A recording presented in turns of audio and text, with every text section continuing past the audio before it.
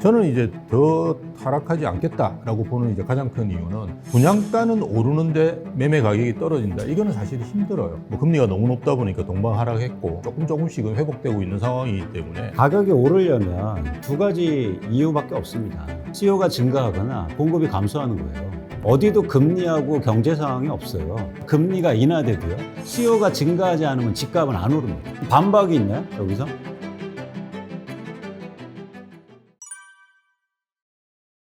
네, 머니인사이드 구독자 여러분 안녕하십니까? 2024년도 집값 대전망 부동산 대토론회 MC를 맡은 저는 머니트레이너 김경필입니다. 자, 오늘 2024년도를 맞이해서 부동산에 대해 예측하는 시간을 가져보려고 하는데요. 대한민국에서 가장 분석과 조언을 확실하게 해주시는 전문가 두 분을 모셨습니다. 오늘 이 자리에 모신 두 분을 소개시켜 드리겠는데요. 첫 번째로 우리 미국 IAU의 심영석 교수님 나오셨습니다.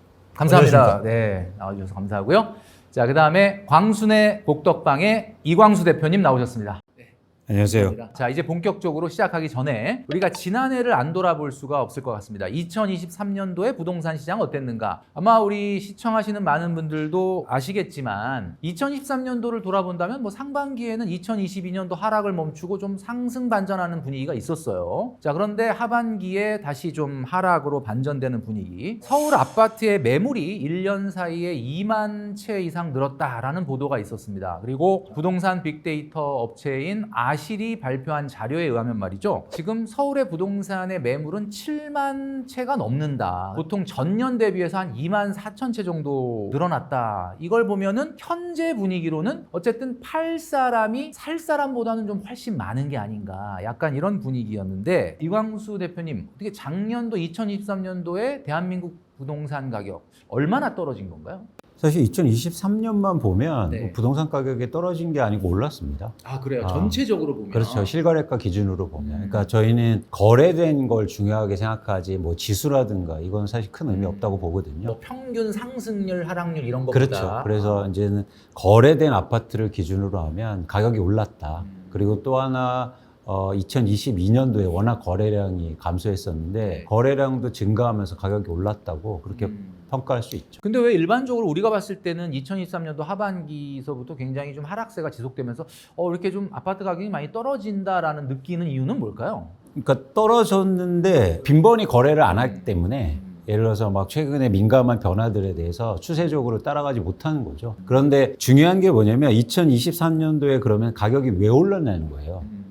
근데 저는 그 원인을 많이 떨어졌기 때문이라고 찾고 있어요. 그러니까 2022년 3분기 때부터 가격 하락폭이 크다 보니까 사실은 오르는 회복세도 좀 빨랐다는 거죠. 약간 기술적 반등 같은 그렇게 볼 수 있습니다. 뭐 정책 이슈도 좀 있었는데 네. 특례 보금자리나 이런 이슈들. 정책금융에 대한. 네, 그런 이슈도 있었는데 어쨌든 가장 기본적인 건 가격이 빠졌기 때문에 올랐고 거래량도 있었다. 그래서 가격이 다시 오르니까 거래량들이 다시 감소하고 그다음에 가격이 다시 빠질 수 있는 거죠. 네. 그래서 항상 이 변화에 대해서 저희가 보셔야 되는데 그 원인 파악을 좀 잘 하셨으면 좋겠다라는 생각입니다. 어쨌든 2023년도는 우리 이광수 대표님 좀 전에 말씀 주셨던 것처럼 실제 거래된 것으로는 뭐 오히려 가격이 떨어진 게 아니다라고 말씀해 주셨는데 어쨌든 자료에 의하면 매일경제신문사가 발표한 한국부동산원의 통계 자료에 의하면 서울 아파트 매매가는 작년도 2023년도 한 2.39% 정도 빠진 것으로 이렇게 나왔는데 어쨌든 이거는 뭐 평균적인 아마 가격을 가지고 이야기를 하는 것 같고요. 우리 심영석 교수님은 작년도 2023년도의 부동산 시장을 어떻게 보십니까? 제가 예상한 것보다는 반등이 빨리 왔다 그렇게 봅니다. 사실은 대부분 이렇게 상승을 이야기하시는 분들도 비슷하게 이야기하실 것 같아요. 네네. 그래서 반등이 상당히 빨리 왔는데 그거는 뭐 우리 이광수 대표님이 말씀하신 대로 정책 효과도 있고요. 그때 1.3 대책이라는 게 나왔는데요. 대부분 이제 투기과열지구 이런 것도 거의 다 풀었거든요. 이제 그런 부분들도 효과가 있었던 것 같고요. 그리고 금리 자체가 좀 상대적으로 좀 안정이 됐어요. 그 2022년 후반기에 비하면 상대적으로 좀 안정이 됐고요. 뭐 그런 요인들이 좀 작용하지 않았나 이런 생각은 드는데요. 사실은 말씀하셨듯이 작년 이제 하반기 들어오면서 상당히 또 이제 침체로 가고 있는 거는 지금 매물 이야기들 많이 하셨지만 그 매물에 대한 시각들이 다른 거거든요. 오르다 보니까 매도자 입장에서는 더 오른 가격을 이야기하고 호가를 매수자 입장에서는 이제 작년 초를 이제 생각하다 보니까 갭이 굉장히 커졌어요. 관망세가 상당히 예전보다는 조금 더 짙어져 있는 것 같고요.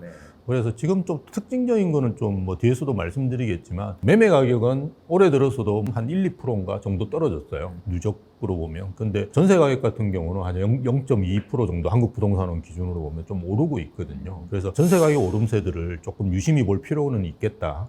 그렇게 보고 있습니다. 예. 네, 2023년도의 어떤 평가 두 분이 말씀해 주셨는데 이제 중요한 거는 2023년도를 뒤로 하고 가장 중요한 건 이 올해 아니겠습니까? 2024년도 어떻게 될 것이냐. 그래서 사실 이런 토론들을 우리 시청자분들께서 많이 보셨겠지만 일단 단도직입적으로 저는 묻고 싶습니다. 2024년도 말에 가서 딱 평가를 해봤을 때 2024년도의 부동산 가격은 과연 상승이냐 아니면 하락이냐. 자, 요걸 두 분에게 좀 물어본 다음에 일단 이야기를 좀 들어보려고 하거든요. 우선 우리 심영석 교수님한테 물어보겠는데 2024년도 부동산 가격은 상승이냐 하락이냐. 자, 어느 쪽입니까? 저는 상승할 것 같습니다. 근데 그 수준 자체는 뭐 강보합 정도 수준에 네, 뭐 그거는 뭐 이따가 설명을 다시 해주세요. 뭐 일단 우리 상승하지 심영석 않을까. 교수님은 예. 상승을 얘기해 주셨습니다. 자, 우리 이광수 대표님의 또 의견이 너무 궁금할 수밖에 없는데, 자, 우리 이광수 대표님은 2024년도 부동산 가격 상승이냐 하락이냐. 자, 어떻게? 신 교수님 강보합 말씀하셨는데 저는 강하락 봅니다. 어쨌든 하락이네요, 그죠? 예, 강하락. 재밌습니다. 예. 자, 상승과 하락이 부딪히는 이런. 자, 근데 뭐 부동산이라는 것이 뭐 여러분도 아시겠지만 당연히 뭐 오를 수도 있고 떨어질 수도 있는 거거든요. 그리고 그것은 뭐 우리가 1년 전에, 2년 전에 이렇게 예측할 수 있는 게 아닐 수도 있다 보니까 새로운 경제 변수가 등장하면 또 달라질 수도 있는데, 자, 두 분의 전문가가 상승과 하락을 예상을 하셨다라는 겁니다. 자, 그렇다면 그 이유가 무엇인지에 대해서 지금부터 이제 좀 들어보려고 하는데, 저희가 부동산 가격을 예측할 때 아주 장기적인 예측, 뭐 그러니까 뭐 한 5년, 10년 후의 예측, 이런 거는 사실 뭐 통화량, 인플레이션 이런 걸 보겠지만 올해 1년만 본다라고 하면 가장 중요한 게 아무래도 금리와 경기와 수급, 요 세 가지가 아닐까. 저는 이제 그렇게 생각을 하는데, 이런 측면에서 우리 심영석 교수님께서는 상승할 것이다. 뭐 그 폭은 좀 제한적일 수 있지만, 자, 어떤 이유에서 그 주장을 하시는지 좀 설명을 해주시죠. 그러니까 가만히 생각을 해보시면 올해 상반기에는 별로 안 좋을 거예요. 당연히 이제 상반기는 금리는 여전히 이제 높은 상황이고 올해 이제 미국에서도 기준금리를 낮춘다라는 이야기는 있지만 네네. 그게 이제 상승기 때는 이제 루머만으로 오를 수 있는데요. 하락기 때는 이게 실현이 돼야 돼요. 눈에 보여야 됩니다. 그러니까 저도 뭐 예측하기 힘든 상황이지만 하반기에는 미국에서 금리를 내리지 않을까.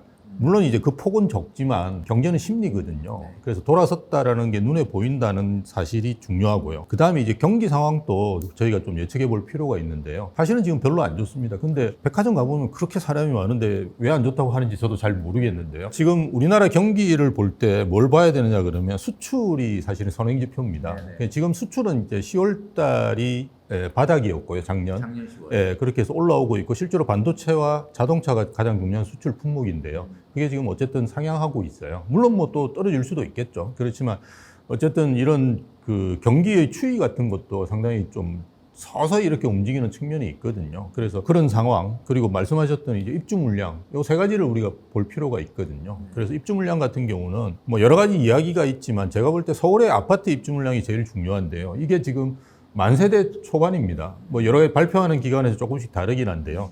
또 하나 우리가 고민해야 될 사항은 입주 물량이 서울이 제일 중요하고요. 아파트가 제일 중요한데요. 이게 만 세대라는 건 어떤 의미가 있냐 그러면 주인이 있는 집이 한 7,000세대고요. 나머지 한 3,000세대 정도만 일반 분양분이에요. 왜냐하면 서울은 이제 재건축 재개발로 이루어지고 조합원이 가져가는 예, 거고. 맞습니다. 최근에 이제 둔촌주공이라든지 이런 게 거래되는 건 대부분 다 입주권입니다. 예, 그래서 그런 주인 있는 집이 많기 때문에 그 비율 자체는 저도 뭐 계산을 안 해봤지만 그래서 사실은 지금 거의 입주 절벽입니다. 그리고 문제가 뭐냐 그러면 이 상황이 2027년까지 이어진다는 거예요. 뭐 세 가지 요소를 다 고려해 본다 그러면 하반기에는 이제 그 지표들이 이제 같은 방향을 가르치는 거거든요. 그리고 저는 이제 더 하락하지 않겠다라고 보는 이제 가장 큰 이유는 분양가는 오르는데 매매 가격이 떨어진다. 이거는 사실 힘들어요. 생각하기가. 분양가가 내년에 오르지 않겠습니까? 또 올해. 뭐 여러 가지 예, 여러 가지 원가 상황들이 지금 별로 좋은 상황이 아니기 때문에 분양가는 계속 오를 수밖에 없고요. 그리고 거래 상황을 우리가 보면 현장에서 저는 있으니까 잘 아는데요. 금매가 나오면 거래가 돼요. 근데 금매라는 금매를 잘 안 내놓는다는 금매라는 거예요. 거의 가격은 2023년 상반기 정도의 가격. 그렇죠. 예, 그 정도 가격은 지금 수용하면서 그거보다 조금 높아도 수용하면서 지금 들어갑니다. 뭐 그러나 2023년도 하반기나 지금의 중반 정도 가격으로 가격으로는 그걸 사지 않는 거죠. 그러다 보니까 지금 매물이 적체되고 있는데요. 금매가 많이 나오는 시기, 이를테면 IMF라든지 금융위기 상황에서는 가격이 떨어지면서 거래가 많이 됐어요. 그 보시면 아파트 거래량이 확 늘어납니다. 그거는 이제 살 수 있는 가격대가 되니까 들어오는 거거든요. 그래서 지금 거래 상황들을, 매물 상황들을 고려해 본다 그러면 과연 이게 떨어지는 시기냐, 그리고 아까 말씀드렸듯이 전세 같은 경우도 동반 하락하는 경우가 잘 없었는데요. 뭐 금리가 너무 높다 보니까 동반 하락했고, 그게 이제 지금은 이제 조금씩은 회복되고 있는 상황이기 때문에 강급락을 얘기하기에는 조금 빠르지 않는가, 예, 저는 그렇게 봅니다. 우리 심영석 교수님의 말씀을 정리해 보면은 금리도 이제 아마 하반기가 정도가 되면은 뭐 큰 폭은 아니라 하더라도 낮아질 거기 때문에 상당히 좀 도움이 될 가능성이 있고, 가장 중요한 거는 이 수급 면에서 서울에 새로 입주하는 물량 자체가 좀 풀리지 않는 지금 그런 상황이기 때문에 하반기가 되면은 새로운 변수가 등장하지 않는 한은 아마 하락은 좀 멈추고 소폭이라도 상승을 갈 것이다. 그래서 결국은 2024년도는 상승으로 끝날 것이다 라는 전망을 해주신 겁니다. 뭐 아마 우리 시청자분들도 이야기를 들으면서 고개를 좀 끄덕이셨을 것 같은데, 자 그러면 요거에 반해서 우리 이광수 대표님 같은 경우는 뭐 그렇다 하더라도 아마 하락이 지속될 거다라고 말씀해 주셨는데, 요걸 좀 반박하면서 아까 이제 말씀해 주신 하락을 얘기하시는 좀 근거가 있다면 한번 우리 시청자분들께 얘기해 주시죠. 근데 저희가 이게 결국엔 이건 자산가격이고 재화의 가격인데요. 그러니까 논의를 명확하게 할 필요가 있어요. 네. 그러니까 무슨 얘기냐면 가격이 오르려면 두 가지 이유밖에 없습니다. 수요가 증가하거나 공급이 감소하는 거예요. 어디도 금리하고 경제 상황이 없어요. 그래서 뛰어넘으면 안 된다는 거죠. 예를 들어서 금리가 인하돼도요. 수요가 증가하지 않으면 집값은 안 오릅니다. 근데 우리는 그걸 띄워놓고 얘기해요. 금리가 인하돼서 집값이 오르는 게 아니에요. 집값이 왜 오릅니까? 금리가 오르는데 수요가 증가해서 오르는 거예요. 당연한 거 아니에요? 그렇죠? 이거 반박이 있나요? 여기서? 금리가 떨어져도 살 사람이 없으면 금리가 영향이 없는 거예요.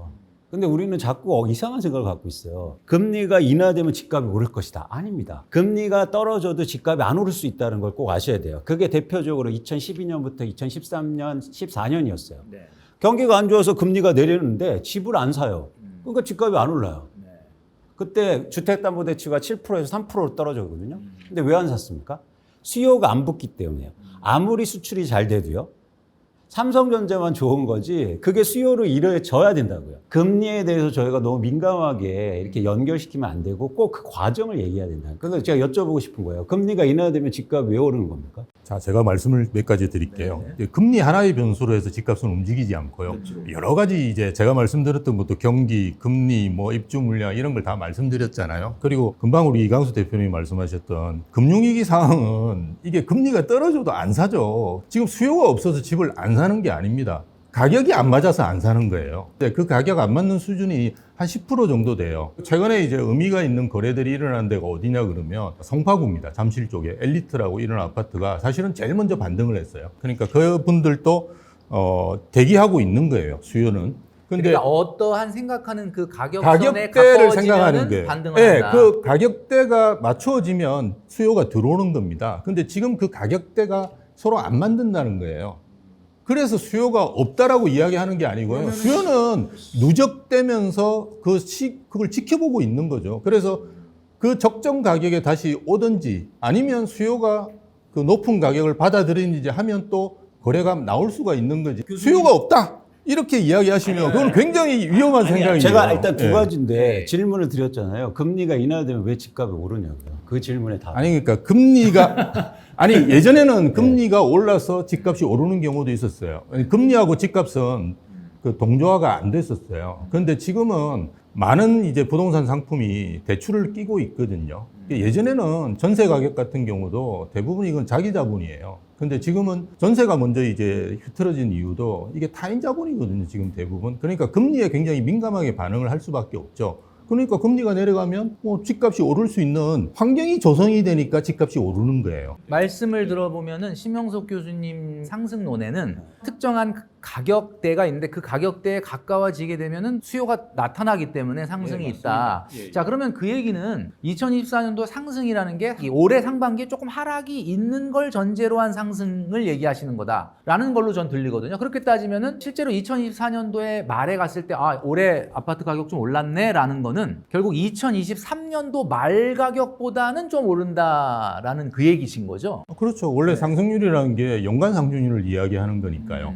근데 신 교수님 말씀하신 건 가장 핵심이 있어요. 뭐냐면 가격이 떨어져야 수요가 붙는다는 말이거든요. 그게 바로 정확한 수요입니다. 그러니까 유효 수요 관점에서 시장을 접근하셔야 돼요. 내가 사고 싶은 욕망은 수요가 아니에요. 다 강남 사고 싶다고 해서 그 수요가 아닙니다. 그래서 지금 한국에 주택 수요가 없는 거예요.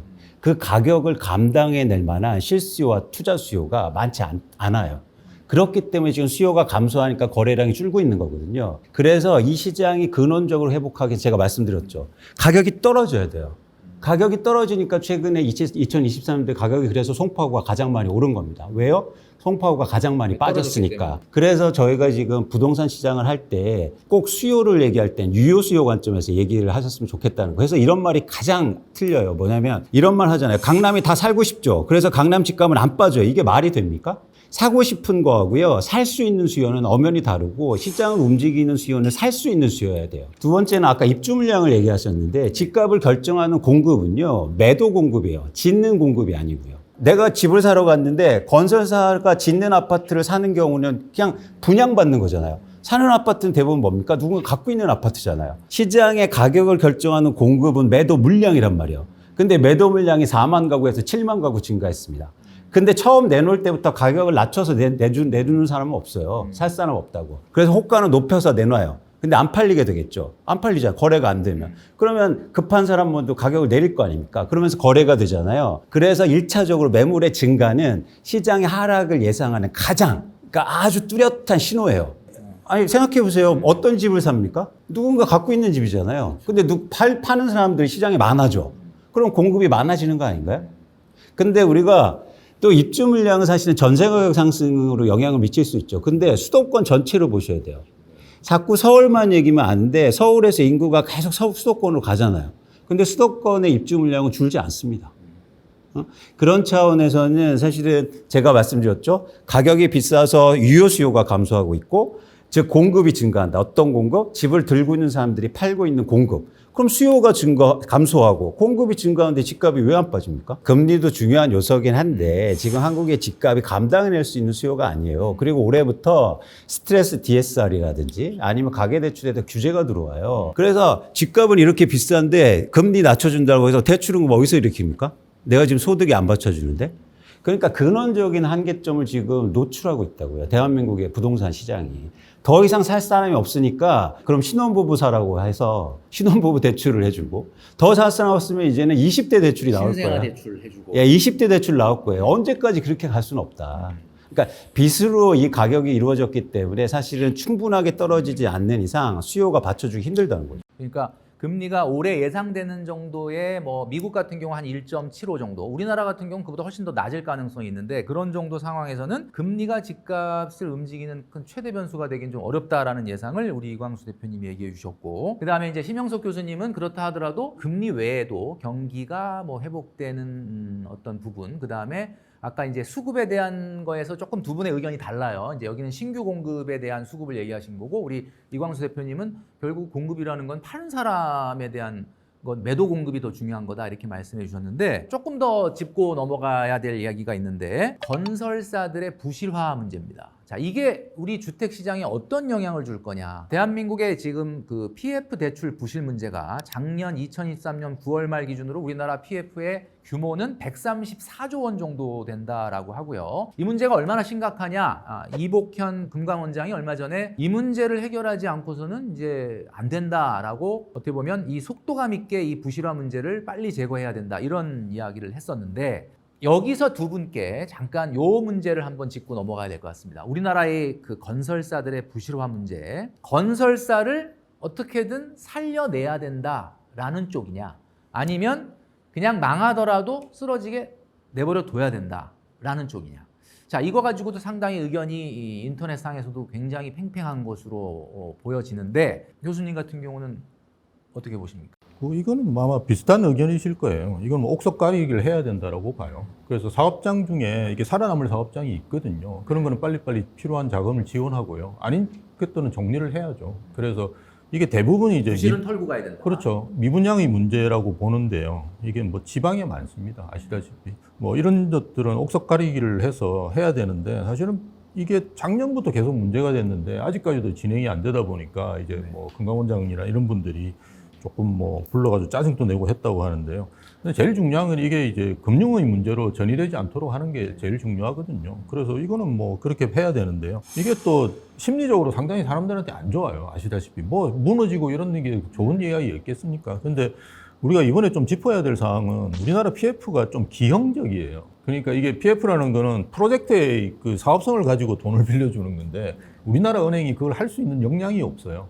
그러니까 계속 이제 그 시공사들 뒷자리를 잡고 이제 하는 거거든요. 시행사가 이게 거의 페이퍼 컴퍼니니까 그러니까 이런 방식으로 이제 하다 보니까 계속 문제가 되는 거거든요. 그래서 최근에 이제 뭐 시행사의 지분을 뭐 20% 늘린다든지 이런 이야기가 나오는데 개발의 시스템 자체는 이번에 좀 바꿨으면 좋겠다라는 생각입니다. 살릴 수 있는 것은 살려야 되겠지만은 부실화된 것은 빨리 정리해야 된다. 이게 금융사까지 부실 문제가 전이되게 되면 이거 상당히 문제가 심각해질 수밖에 없는 상황이기 때문에 그렇게 되지는 않을 거라고 봅니다. 예. 우리 이광수 대표님은 어떻게 보십니까? 이 PF 부실 문제. 그러니까 이게 아이러니한 게 건설사를 살리면요 가게가 어려워져요. 살리려면 그 아파트를 가게가 다 사줘야 되는데 그럼 가게는 뭐 봉입니까? 아니잖아요. 그러니까 그런 상황 속에서 사실은 이 정책의 방향성을 오히려 가게의 중심을 둬야지 건설사 몇 개 살리려고 해서 가게를 희생양 삼는 건 아니 정부가 사줄 게 아니지 않습니까? 그렇죠. 또 하나 뭐냐면 이게 근원적으로 한계가 있어요. 이 문제가 일으킨 원인은 뭐냐면 건설사들이나 시행사들이 땅을 비싸게 샀기 때문이에요. 이건 그냥 시장에 맡겨놓으면 해결이 됩니다. 갖고 있는 땅을 회사가 어려워지거나 망하거나 그러면 싸게 나올 거잖아요. 그럼 땅이 싸게 나오면 무조건 사가요. 누군가. 그러면 다른 건설사가 또 사서 시행사가 사서 또 분양 사업하고 아파트 지으면 그럼 분양가가 떨어지는 거거든요. 그렇게 되면 시장에서 다시 분양이 되는 거죠. 그래서 이건 그냥 시장에 맡겨놓으면 자연스럽게 해결이 될 거다. 그리고 이걸 무리하게 살리려고 하다 보면 가계부채 문제가 더 심각하게 하고 가계 부실 문제가 더 악화될 가능성이 있기 때문에 사실 조심해서 접근해야 됩니다. 자, 우리 머니인사이드 시청자 여러분들 중에는 2020년, 21년도에 정말 어쩔 수 없이 집을 사신 분들이 많습니다. 굉장히 2022년도부터 고민이 많아요. 23년도 2년 동안 소가리를 하다가 이제 새해가 밝았는데 자, 이 영끌족인 분들에게 올해는 그냥 좀 팔아라. 아니면 안 된다. 끝까지 버텨라. 자, 어느 쪽에 조언을 해주고 싶으신지. 저는 뭐 영끌이라는 말 자체를 별로 좋아하지 않는데요. 제가 집을 처음 샀을 때도 영끌로 샀던 것 같아요. 그때도 집값이 높았어요. 그러면 영끌족계의 시조세신데? 예, 다 그래요, 사실은. 저희 때는 대부분 뭐 일기 신도시를 샀는데요. 그때도 집값이 엄청 높은데 저걸 어떻게 사야 될지 해서 산 것 같아요. 당시에는 그래도 그나마 뭐 이렇게 자원 계획 같은 걸 좀 철저히 세웠던 것 같아요. 근데 최근에 이제 21년도에 집을 사신 분들이 자원 계획이 없이 사신 분들이 많아요. 그래서 도저히 안 되시면 뭐 저는 좀 처분을 하시는 것이 맞다고 보는데 도저히 안 돼가지고 지금 본인 생활 자체가 어려워지고 이러시는 경우는 집이 이제 부담이 되니까요. 근데 이걸 저희가 무슨 투기를 하는 걸 이야기하는 게 아니라 자기 집 하나를 가지는 거잖아요. 그거는 저도 집 살 때 뭐 크게 고민을 안 했던 것 같아요. 왜냐하면 집 사고 난 다음에 IMF가 터졌으니까요. 뭐 하염없이 떨어지도 그냥 사는 거지. 아니 그러니까 저는 그냥 집은 한 채가 있으면 그냥 있는 거지. 그걸 너무 이렇게 요즘 젊은 분들 입장을 말씀을 드리면 너무 이게 집을 투기성 상품으로 생각하는 것 같아요. 그러니까 그게 도저히 안 되시는 분은 뭐 어떻게 정리를 하셔야죠. 그 본인 생활이 안 되시는데 어떡하겠습니까? 근데 그게 아니시다 그러면 뭐 떨어졌다고 해서 이제 걱정하실 필요는 없는 것 같고요. 그냥 가지고 계시면 어차피 장기적으로는 저는 우상향할 거라고 봅니다. 우리 이광수 대표님 같은 경우는 2021년도에 영끌족으로 집을 사신 분들한테는 어떤 조언을 해주실 수 있을까요? 그러니까 2021년도가 되게 흥미로운 한 해였는데요. 이때 그러니까 무주택자가 주택을 사면서 집값이 폭등하거든요. 가장 고점인 경우가 2021년에 많았어요. 근데 그때 다주택자가 집을 팝니다. 다주택자가 보유하고 있는 아파트 수가 감소해요. 그러니까 다주택자들이 무주택자한테 집을 판 거예요. 그분들은 왜 팔았을까요? 그 당시에? 고점, 이게 고점이라고 생각을 해서. 그럼요. 선수들이니까. 선수네. 그런데 선수가 아닌 사람들이 시장에 들어와서 무리하게 빚을 내서 산 거예요. 근데 중요한 게 있습니다. 아까 신 교수님 말씀하신 것처럼 불가피하게 빚을 내야 돼요. 빚 내서 집 산 게 잘못이 아니라 빚 내서 비싼 집을 산 게 문제예요. 가격이 어차피 대출은 이루어질 수밖에 없는 건데. 그렇죠. 그래서 빚이 만들려면 시장의 변화를 읽고 가격이 내려갈 때 사야죠. 근데 가격을 올려가면서 하는 게 문제였던 거예요. 그러면 어쨌든 잘못한 건 잘못한 거고 이제 현실 대책이잖아요. 그래서 제안하고 싶은 건 제가 뭐 집값이 계속 빠진다는 얘기를 드리는 게 아니고 집값은 이렇게 하락했다가 다시 누군가 수요가 다시 증가하면 다시 회복하고 올라갈 가능성이 있습니다. 그런 시점의 변화를 그래서 우리가 계속 읽는 거잖아요. 그거 뭐 내년에 상승합니다. 내후년이 이런 말씀을 드리는 게 아니라 그래서 중요한 건 뭐냐면 일단 이분들이 대응하는 영역이 왔는데요. 저는 그래서 그분들이 거주하셨으면 좋겠어요. 거주하지 않는 집은 팔아야 돼요. 거주가 안 되는 집은. 흔히 갭 투자 해놓은 거. 네. 아니면 막 나는 대전에 영역에 있고 대전에 사는데 서울에 그냥 조그만 아파트 하나 사놨어요. 투자하려고. 이런 분들은 사실 힘들 수 있다. 거주가 안 되니까. 그래서 일단 뭐 힘들게 빚을 일으켜서 비싼 가격에 사신 분들은 그 집에 살려고 노력을 해라. 근데 거주가 도저히 안 된다. 자금이라든가 갭 투자해놨으니까 전세 못 돌려주거나 이런 상황 속에서는 사실은 아까 뭐 신고좀 같은 의견인데 좀 고민할 필요가 있다. 매도를. 가격이 좀 회복했을 때. 지금 이광수 대표님 말씀을 딱 들으면서 갑자기 궁금해진 게 생겼습니다. 아마 우리 시청자분들도 굉장히 궁금해질 것 같은데 그러면 2021년도 영끌해서 사신 분들은 그렇다 치고 최근에 집값이 그래도 좀 많이 떨어진 것 같은데 나는 투기 수요가 아니고 투자 수요가 아니고 그냥 실거주할 거다. 합리적인 대출을 받아서 내 집을 실수요로 사겠다. 2024년도 해도 됩니까? 안 됩니까? 그러니까 상승기 때는 언제 사느냐가 중요합니다. 상승기 때는 그죠? 언제 사느냐. 네, 빨리 사는 사람. 근데 하반기부터 상승한다고 말씀하셨죠. 어쨌든 지금은 만약 우리가 조정기다라고 생각하신다 그러면 매물이 중요해요.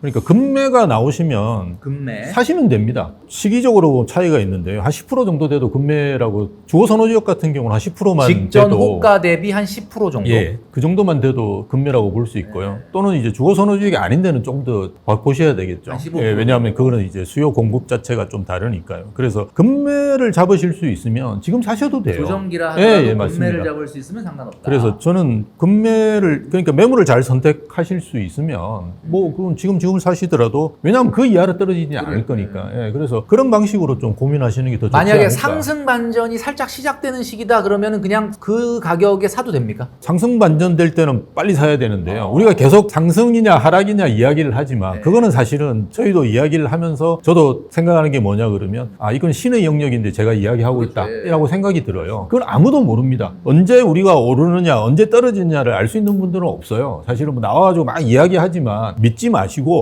그냥 좋은 매물, 좋은 지역에 본인이 사시려고 하는 거 있으면 자주 찾아가셔가지고 중개사분들하고 친하게 지내시고 그래서 금매가 나왔을 때 그냥 사시는 거. 이게 가장 좋은 방법이라는 겁니다. 예. 자, 그러면 우리 이광수 대표님은 2024년도에 영끌까지는 아니고 그냥 합리적인 선에서의 대출을 받아서 실거주를 할 집을 산다. 2024년도에 해도 됩니까? 안 됩니까? 집값 떨어지는데 집을 왜 삽니까? 우리 이광수 대표님은 절대 안 된다. 2024년도는 참아라. 약간 이런 쪽이신데. 예, 어쨌든 뭐 하반기까지 아니 그게 돈이 내가 있어도 왜 떨어지는 걸 또 사요? 그냥 전세나 월세 사는 게 낫다. 네. 거의 이상한 이율 배반적이잖아요. 제가 집값 떨어진다고 해놓고 집 사라고 그러면 이상하지 않습니까? 예, 그러네요. 예, 그러니까 2024년도 우리 심영석 교수님 어쨌든 연말 기준으로 그래도 뭐 그 폭은 제한적이라도 약간 상승 쪽이시니까 합리적인 가격이나 금매면 사야 된다라는 거고 이광수 대표님 같은 경우는 뭐 하락인데 왜 사냐. 그렇죠. 이렇게 아주 간단하게 정리를 해주셨습니다. 자, 그러면 여러분들 같은 경우는 이 두 분의 전문가의 의견 중에 어떤 분의 말이 조금 더 현실적으로 와닿을지 그건 여러분들이 한번 판단을 해보셔야 될 것이 아니겠느냐라는 생각을 좀 하게 됩니다. 자, 그러면 우리 이광수 대표님이 생각하시는 물론 2024년도는 아니라고 분명히 말씀을 해주셨는데 그럼 2024년도 아니라 하더라도 우리 이광수 대표님이 생각하시는 살 타이밍은 언제쯤 올 것 같다. 그러니까 저는 부동산이 언제나 살 수 있는 자산이 아니잖아요. 그렇죠. 그러니까 뭐 일생에서 한 많이 사봐오면 한 3-4번 살 건데 뭐 10년마다 한 번씩 기회가 온단 말이죠. 그래서 제가 무슨 말씀 드리냐면 부동산은 언제 사느냐가 저는 되게 중요해 보여요. 그래서 언제에 대한 고민을 훨씬 더 많이 하셨으면 좋겠다는 말씀을 드리고, 그럼 진짜 언제냐? 언제면 이게 정량적으로 딱 측정이 어떻게 되냐면 가격이 빠지는데요. 거래량이 추세적으로 회복하는 구간이 나와요. 가격이 빠지는데 거래량이 회복된다. 그러면 네. 그 거래량은 주로 싼 가격으로 매물을 던지는 거를 받아내는 매도. 그렇죠. 그러니까 수요 공급상에서 보세요. 가격이 빠지거나 안 오르는데 거래량이 증가한다는 얘기는 매물도 많아지고 호가를 낮춘 매물도 많아지고 반면에 수요도 증가한단 말이에요. 그러면 이때부터 집값은 오르게 돼 있어요. 더 이상 안 빠지고. 그래서 그게 내가 사고 싶은 아파트든 전체 시장이든 가격이 빠지는데 정체하거나 빠지는데 이상하게 그 시점부터 거래량이 추세적으로 회복하는 구간에 내가 집을 마련할 때다. 그런 구간은 반드시 오거든. 반드시 오게 돼. 모든 자산 시장에. 아, 반드시 오는데 네. 그게 언제 옵니까? 그건 모르죠. 그걸 얘기하면 사기꾼이에요. 그래서 우리가 시장의 변화를 계속 볼 필요가 있다는 거예요. 근데 2024년도에 그런 현상이 나타나지는 않을 것 같다. 2024년도 이유가 될 것 같다라고 말씀하시는 것 같은데, 자, 일단 우리 이광수 대표님이 얘기하셨던 그 주된 그 포인트를 여러분들께서 잘 기억하시면서 그때를 한번 보실 필요가 있지 않을까라는 생각을 합니다. 두 분께서 이제 아주 어떻게 보면 약간 상승과 하락으로 약간 부딪히면서 재밌게 토론을 좀 해주고 계시는데요. 또 이어지는 질문은 우리가 또 상당히 심각하게 생각하는 것 중에 하나가 바로 집값 양극화 문제입니다. 아마 우리 시청하시는 분들도 많이 체감을 하실 것 같은데, 강남 불패 신화는 서서히 무너지고 있다. 뭐 이런 이제 의견들도 상당히 있습니다. 그리고 또 반대 의견은 그렇다고 하더라도 강남은 상대적으로 가치가 유지될 수 있을 것이다. 뭐 절대 가격이 유지된다는 게 아니라 상대적으로는 계속 어떤 상위 지위를 유지할 것이다. 뭐 이런 의견도 만만치 않게 있는데, 우리 심영석 교수님 같은 경우는 최상위 입지인 강남의 아파트 가격 어떻게 보고 계십니까? 높죠. 네. 그러니까 저도 높다고 생각합니다. 높다는 거는 근데 좀 낮아져야 된다라는 의견이신가요? 저는 뭐 더 낮아지면 좋을 것 같은데요. 근데 그게 이제 우리가 어차피 시장 논리에서 움직이는 거니까요. 네. 그리고 어느 나라나 주거 선호 지역은 있습니다. 네. 예, 그래서 미국도 보통은 이제 맨하탄이라고 알고 계시는데 거기가 아니고요. 에서턴이라고 있어요. 그게 실리콘밸리 바로 옆이에요. 이게 평균 가격이 한 80억 합니다. 그런 지역은 있는 거예요. 어느 지역이나. 그리고 우리가 강남에 지금 불패 신화가 무너지고 있다 이렇게 말씀하시는데, 소득이 높아지면 자연스럽게 양극화는 될 수밖에 없고요. 지금 우리 소득이 상위 10% 정도 이렇게 직장인 연봉이 어느 정도 되느냐 그러면 1억 3천 정도 돼요. 그리고 우리가 PIR이라고 저는 전혀 신뢰 안 하는 지표가 소득 대비 있는데요. 시가. 예, 맞습니다. 그게 우리가 진짜로 대출을 받는 분들을 평균을 해보면 15배 정도를 삽니다. 집을. 자기 소득에 예. 그게 왜 그러냐 그러면 소득으로 집을 사는 사람은 없어요. 금융 자산으로 사죠. 자산으로 사죠. 연봉 1억인 본인이- 사람이 한 15억 정도 되는 집을 산다. 그렇죠. 그 정도 산다고 생각하시면 돼요. 근데 두 분이서 1억 3천을 가지고 번다 그러면 한 30억은 사지 않겠습니까? 그죠? 뭐 아무리 우리가 보더라도 이게 수요가 없는 게 아니에요. 근데 이제 가격이 본인한테 안 맞는 거예요. 옛날 가격을 자꾸 생각하시고. 그래서 어쨌든 저는 주거선호 지역은 언제든지 있는데요. 그게 용산이라고 이야기하는 분도 계시지만 아마 제가 살아있는 동안은 강남일 것 같아요. 예, 그런 주거선호 지역이 뭐 미국의 맨하탄이나 일본의 동경 아주 도심 뭐 이런 지역처럼 뭐 살아남아 있지 않을까 생각하고요. 계속 뭐 유지를 하지 않을. 저도 강남에 안 살고 있기 때문에 그 가격이 뭐 좀 높다고는 생각하는데요. 소득 수준이 있고 자산가 분들 입장에서 볼 때는 네. 그 가격을 수용하니까 사지 않겠습니까? 자연스럽게 거래가 되는 거니까요. 아니 강남 불패는 없어요. 네. 강남 가격이 왜 안 빠집니까? 그러니까 불패라는 단어의 말 속에 안 빠진다죠. 그러니까 어떻게 안 빠집니까? 빠지는데. 근데 강남을 잘 보실 필요가 있는데, 예를 들어서 우리가 하락률을 보면 지방이 10% 빠진 거하고 강남이 5% 빠졌어요. 그러면 덜 빠졌다고 얘기할 수 있잖아요. 퍼센테이지. 그렇죠. 근데 가격으로 보면 충격적인 훨씬 많이 사실인 빠진 겁니다. 거예요. 그러니까 이게 기준에 따라서 다른 거예요. 그러니까 그런 관점에서는 강남 불패 이런 얘기 할 때가 아니다 지금. 그리고 강남 리스크가 그만큼 크다는 거예요. 조금 빠져도 충격이 큰 거예요. 그렇지 않습니까?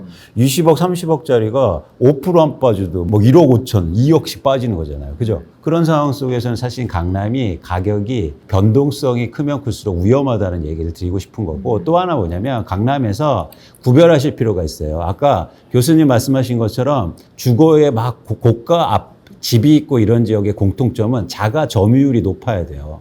그래서 예를 들어서 거부들이 이사 안 하고 오래 살고 이런 지역은 상대적인 우위를 계속 유지할 수 있어요. 근데 한국의 강남의 특성은 자가 점유율이 낮아요. 자기 집에 사는 비율이요. 일부 아파트를 빼고는. 그러니까 전월세 비율이 높잖아요. 전월세 사는 사람이 많단 말이에요. 그래서 변동성이 큰 겁니다. 내가 한 집에 오래 살면 매물도 안 나오고 가치가 계속 오를 수 있는데 강남은 예를 들어서 대표적으로 재건축 아파트들은요. 자가 점유율 엄청 낮아요. 그러니까 재건축 단지 하나 입주하면 난리 나잖아요. 전세 가격 빠져서. 왜? 자기가 안 들어와 살고 다 전월세 주니까.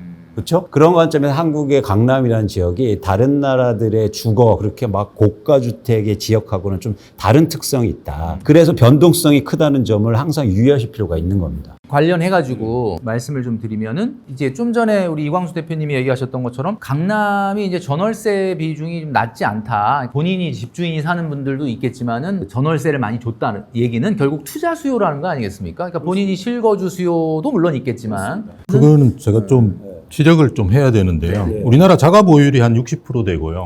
그러면 자가 점유율이 한 50% 정도, 55% 정도 돼요. 그 포인트가 이제 한 5%에서 7% 사이, 예, 왔다 갔다 이렇게 해요. 근데 최근에는 이제 그 예전보다는 이제 전세를 주는 사람이 많지 않기 때문에 자가 점유율이 조금 늘어나요. 근데 말씀하셨듯이 강남은 43.5%인가 제가 그렇게 기억합니다. 근데 이게 나머지 그는 55%가 전세 사는 게 아니에요. 왜냐하면 자가 보유를 하신 분이 한 50%밖에 안 되기 때문에 대부분이 살고 계세요. 잘못 알고 계신데요. 우리나라는 자가로 이렇게 사시는 분이 한 50%, 그 다음에 전월세로 사는 분이 한 50% 돼요. 그 중에 이제 전세가 한 20, 30%, 월세가 20, 30%, 이렇게 이제 생각하셔야 되지. 이거 55%, 강남에 있는 분은 55%가 그렇게 산다, 이렇게 이제 하시는 거는 조금 과하게 이제. 또 하나는 아까 자산 걸 말씀을 하셨는데요. 10% 떨어지면 강남은 몇 억 떨어지고 지방은 몇천 떨어지니까 충격인데요. 100억 자산가들이 1억을 보는 거하고요. 10억 자산가들이 1억을 보는 건 달라요. 그래서 우리가 충격이 사실은 강남 분들은 거의 없어요. 이렇게 상담을 해보면. 사실 뭐 강남의 집값이 올라가냐 내려가냐 상위 이 입지에 유지가 되냐 이것도 물론 중요하지만 사실은 이 질문 때문입니다. 제가 지금부터 드리고 싶은 질문인데요. 그러면 우리 두 전문가분께서 미래를 예측할 때 수도권과 지방, 그러니까 대한민국 전체 인구의 거의 50%가 지금 서울, 경기, 인천에 몰려 살고 있습니다. 이 50%가 몰려 사는 수도권과 지방의 격차, 이걸 우리가 흔히 양극화라고 이야기를 하는데 두 지역의 아파트의 양극화는 확대될 거냐 아니면 축소될 거냐, 요거를 제가 한번 질문을 드리고 싶습니다. 우리 먼저 심영석 교수님 같은 경우는 확대입니까 축소입니까? 고향이 부산이라 가지고 말 잘못하면 친구들이 엄청나게 욕을 하는데요. 네. 사실은 저는 확대될 수밖에 없는다고 보고요. 예, 원래 제가 지방광역시하고 서울하고 아파트 가격을 예전에 평균 가격을 쭉 분석을 했는데요. 1배에서 3배 사이에 왔다 갔다 해서 비슷한 수준까지 간 적도 있어요. 그 2000년 초 이럴 때는. 그러다가 최근에는 이제 4배 이렇게 막 올라가고 있거든요. 그래서 가격 차이가 좀 벌어지고 있는 거는 좀 안타까운 상황인데요. 지방 자체도 그 자체 내에서 보면 그 괜찮은 지역들이 있습니다. 주거 선호 지역들이. 그런 지역들은 저는 뭐 상당히 유지가 되지 않을까. 그래서 서울도 이제 양극화, 수도권도 양극화되지만 그렇죠. 지방도 당연히 이제 양극화되는 상황이기 때문에 그에 맞춰가 잘 선택하시면 좋지 않을까. 이건 뭐 불가피한 변화입니다. 왜냐하면 저성장으로 갈수록 양극화는 더 확대되고요. 차이가 더 커지겠죠. 근데 이 양극화 문제는 계속돼 왔던 문제이기 때문에 사실 뭐 특별한 현상은 아니고 자꾸 이제 시장이 안 좋을 때 이게 전형적으로 나오는 단어거든요. 가격이 빠지면 다 이제 뭐라고 얘기하냐면 오를 곳은 오르고 빠질 곳은 빠진다라고 해요. 근데 항상 그랬어요. 시장이 안 좋으면. 네. 그래서 항상 나오는 문제이기 때문에 사실은 뭐 특별한 건 아닌 것 같고 중요한 건 그래서 이런 상황이 지속될 수 있기 때문에 정책이 중요한 거거든요. 그래서 지방을 위한 정책들이 필요한데 사실 그런 쪽에서는 이 최근의 정책을 보면 이 양극화를 더 부추기는 거죠. 뭐 재건축 재개발 규제 풀어주면 양극화 더 심해지지 않겠습니까? 그렇죠? 수도권에 막 50층 막 이런 아파트들 생기면 지방을 어떻게 살려는지 저는 이해가 안 돼요. 그런 차원에서는 이 양극화가 불가피한데 정책적 노력이 좀 필요하지 않느냐 생각합니다. 정부 같은 경우는 이제 2022년도에는 부동산 경기가 너무 급격하게 하락하는 경착륙을 막기 위해서 사실은 뭐 특례 보금자리론이라든지 뭐 최근에 신생아 대출까지 어떻게 보면은 정책 금융을 좀 풀면서 부동산 가격을 조금 지지하려고 하는 움직임이 아닌가라고 예상을 했었는데 최근에 또 움직임은 스트레스 DSR 제도라든지 오히려 가계부채 문제를 관리한다는 차원에서 오히려 대출을 좀 약간 옥죄고 있는 게 아닌가라는 느낌이 들어서 올해 우리 정부의 이 부동산 관련된 정책 어느 쪽으로 갈 것 같습니까? 우리 이광수 대표님. 그러니까 정부도 막 대출 늘려서 부동산 경기 부양하고 싶겠죠. 근데 안 돼요. 왜냐하면 지금 GDP 가계대출 이렇게 넘어서고 있고 그러면 전 세계에서 한국의 가계대출을 주시하고 있는데 거기다가 대출을 풀어준다고요? 그럼 우리나라 신용등급 떨어지고 난리 날 겁니다. 그러니까 올해처럼 약간 옥죄는 분위기가 계속될 것이다. 그러니까 이게 불가피하다. 불가피하게. 그러니까 풀어주고 싶은데도 어쩔 수 없다. 이 어쩔 수 없는 게 바로 경제에서는 가장 중요하거든요. 그렇죠. 많은 사람들이 한국 부동산에 대해서 잘못 알고 있는 고정관념들이 있다라고 합니다. 예를 들면 이런 겁니다. 국민평형 뭐 이런 거 있죠. 국민평형. 그래서 이게 뭐냐면 흔히 많은 분들이 30평형대 아파트 뭐 33평, 34평 이거를 우리가 국민평형이고 이 국민평형을 하면은 상대적으로 절대 소위 말해서 망하지는 않는다. 뭐 이런 의견들이 있는데 우리 심영숙 교수님은 어떻게 보시는 거? 고정관념인가요? 아니면 어느 정도 일리가 있는 이야기? 예, 이제 고정관념으로 보셔야 될 부분이 있습니다. 네. 유의하셔야 될 사항이 뭐냐 그러면 우리가 예전에는 이제 이게 8호제곱미터거든요. 그래서 그걸 가지고 이제 대출이라든지 세금 뭐 이런 부분에서 좀 국민평형이 유리했었어요. 예, 그렇게 했지만 이제는 가구원 수 자체가 2.5명이 안 되거든요. 그러니까 거의 이제 두 분이 사십니다. 그럴 경우에는 최근에 또 이제 유닛들을 이렇게 뽑아내는 능력이 예전보다 많이 좋아졌어요. 그래서 저는 장기적으로는 20평형대가 국민평형이 될 가능성이 크다. 일본의 사례를 말씀을 드리면 제가 이제 안식년을 일본에서 했는데요. 30제곱미터하고 50제곱미터 그 사이에 있는 그 아파트를 컴팩트 맨션이라고 그럽니다. 방 2개, 화장실 하나 있어요. 이 상품이 가장 인기 있습니다. 컴팩트 맨션이라는 건 예. 우리나라의 한 20평대 초반 정도 되는? 네, 그렇죠. 네, 그러니까 우리가 이야기하는 5구보다도 작아요. 네, 이렇게 전용 50보다 작으니까요. 그래서 이런 아파트가 인기입니다. 그래서 장기적으로는 저는 오히려 이제 좀 평수가 줄어드는 방향으로 가지 않을까. 또 공급 측면에서 본다 그러면 30평대가 너무 많이 지어졌어요. 그러니까 이게 그 유니트가 20평형대를 짓는 비용이나 30평형대를 짓는 비용이나 큰 차이는 없거든요. 자재비가 조금 더 들어가요. 예, 그래서 20평형대를 짓는 비용이나 사실은 30평형대를 짓는 비용이 큰 차이가 없습니다. 그런데 일반적으로 건설회사 분들 같은 경우는 10평형대 이상의 비용을 붙일 수가 있기 때문에 그걸 많이 지은 걸로 제가 보이는데요. 그래서 사실은 굉장히 많이 지었습니다, 지금. 그래서 그런 공급 측면에도 한 번쯤 이걸 유심히 좀 살펴보시는 게 좋을 것 같습니다. 사실 전 별로 큰 관심이 없어요. 평형수에 대해서는. 근데 교수님 말씀하신 게 가장 중요한데, 그러니까 그게 인기면 또 대형 평수가 많아져요. 그러면 인기가 이제 줄어드는 거고, 최근에는 이 30평대 아파트가 워낙 많아서, 그러니까 저평수가 좋아질 수 있어서 저는 뭐 이런 거에 굳이 저희가 고민할 필요는 없다. 그리고 아까 교수님 말씀하신 거에 전적으로 제가 공감합니다.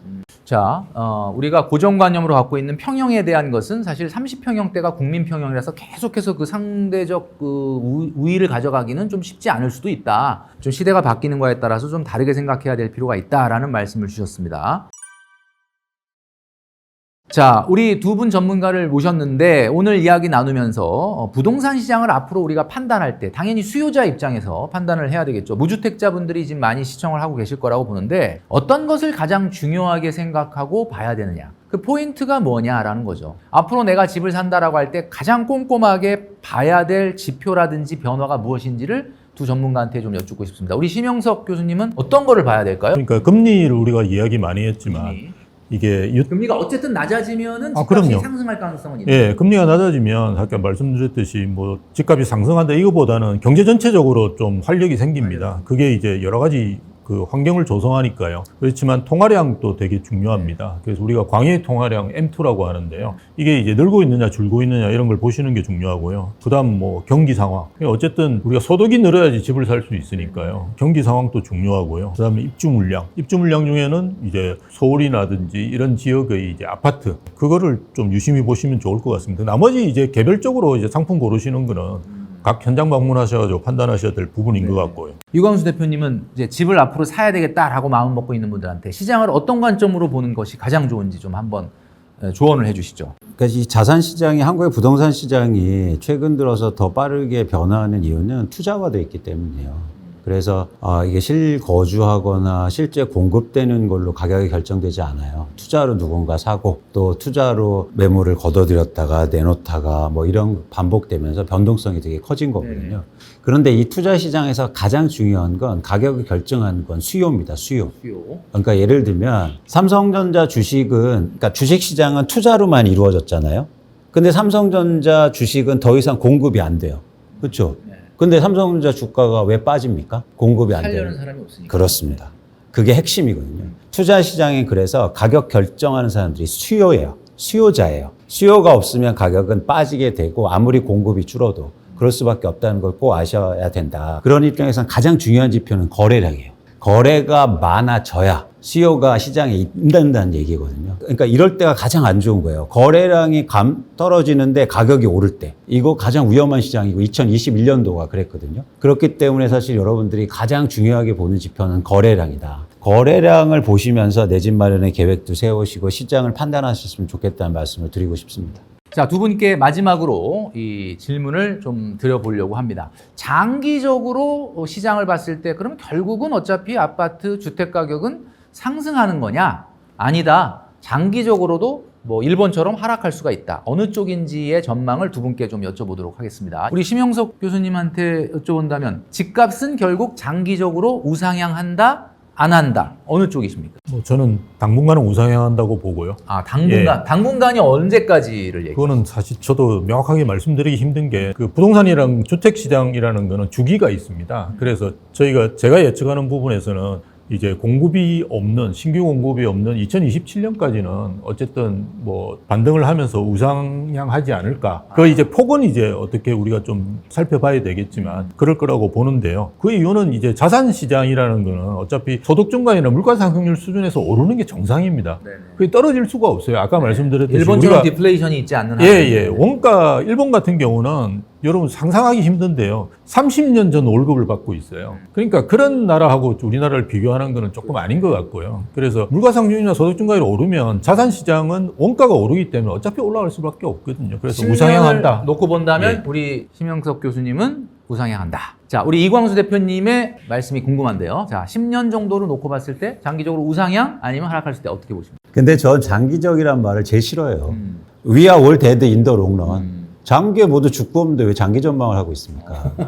그러니까 우리는 그냥 대응하면 돼요. 그래서 예를 들어서 이런 거죠. 집값이 막 오르는데 엄청 비싼데 장기적으로 오르니까 아무 때나 사도 돼. 이게 말이 됩니까? 반대로요. 집값이 막 빠져서 내가 살 만한 가격이 왔는데 장기로 계속 빠지려니까 사지 마. 이러면 안 되잖아요. 장기 전망을 통해서 내 의사결정을 하면 안 된다. 네. 지금의 변화를 더 주목해서 보시는 게 중요하지 장기는 어떤 일이 벌어질지 모른다는 거예요. 그렇긴 하죠. 그래서 여러분들이 저는 하지도 않고 좀 모르고 저 우상할지도 모르고 우양할지도 모르고 전 장기전만 자체를 안 합니다. 제가 20년 동안 애널리스트를 했는데 저희는 딱 툴이 있어요. 딱 3년과 5년 전망만 해요. 그런 차원에서 뭐 10년 이상 전망하니까 의미가 없다라고 저는 생각합니다. 자, 그러면 우리 이광수 대표님은 3년과 5년이라고 했는데 제가 좀 짓궂긴 한데 말씀드리고 5년 전망으로 보자면 어떨 것 같습니까? 그러면? 그거는 다음에 돈 내시면 이제 아, 예. 돈을 좀 가지고 준비를 하도록 하겠습니다. 자, 오늘 두 분 굉장히 열띤 토론을 해주셨는데 2024년도에는 좀 전에 우리 심영석 교수님 말씀해 주셨던 것처럼 약간의 반등이 나올 가능성도 있고 또 우리 이광수 대표님의 예상하셨던 것처럼 2024년도까지는 그런 급상승 반전은 좀 나타나기 어려울 것이다라는 그런 의견들이 지금 팽팽하다라는 것을 우리 시청자 여러분들께서 오늘 들으신 것 같습니다. 여러분들 투자라고 하는 것은 여러분들의 신념과 판단에 의해서 진행이 돼야 된다라는 점을 꼭 기억해 주시고요. 오늘 두 분 이야기 나누셨고 또 열띤 토론을 해주신 내용을 바탕으로 정말 좋은 판단 그리고 좋은 미래 준비를 여러분들이 하시면 좋겠다라는 말씀을 드립니다. 자, 오늘 두 분 나와주시고 귀한 시간 내주시고 열띤 토론해 주신 우리 두 분께 감사의 말씀을 드립니다. 오늘 나와주셔서 감사합니다. 고맙습니다. 감사합니다.